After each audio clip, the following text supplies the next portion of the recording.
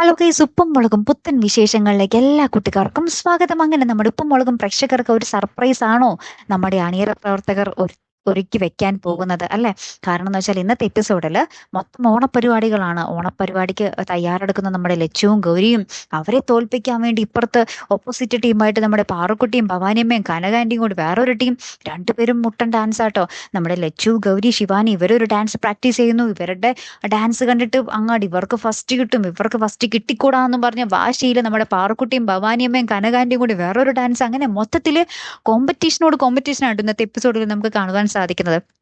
അപ്പൊ കുറെ പ്രേക്ഷകർ എഴുതിയിരുന്നു, നമ്മുടെ ബാലുവും നീലുവും കൂടെ ഈ ഓണത്തിന് ഉണ്ടായിരുന്നെങ്കിൽ കുറേയും കൂടി കളറായാനേ എന്നിങ്ങനെ എഴുതിയിരുന്നു. ശരിയാണല്ലോ, ഇനി നമുക്ക് സർപ്രൈസ് ആയിട്ട് ഇനി ബാലുവും നീലുവും ഒക്കെ വരുമോ? അറ്റ്ലീസ്റ്റ് നമ്മുടെ ബാലു എങ്കിലും നമ്മുടെ ഉപ്പും മുളകിലേക്ക് ആ ഓണായിട്ട് മാവേലി വേഷമൊക്കെ കെട്ടി വരുവാണെങ്കിൽ പിന്നെ നമുക്ക് പ്രേക്ഷകർക്ക് അതിൽ പോരെ ഒന്നും വേണ്ട. പോട്ടെ, മാവേലി വേഷം കെട്ടിയില്ലെങ്കിലും കുഴപ്പമില്ല. ആ ഒരു മക്കൾക്കൊപ്പം ഓണം ഉണ്ണാൻ വേണ്ടി, ആ ഒരു സദ്യ ഉണ്ണാൻ വേണ്ടി വരുന്ന ഒരു അച്ഛനായിട്ട് നമ്മുടെ ബാലു വന്നിരുന്നെങ്കിലോ?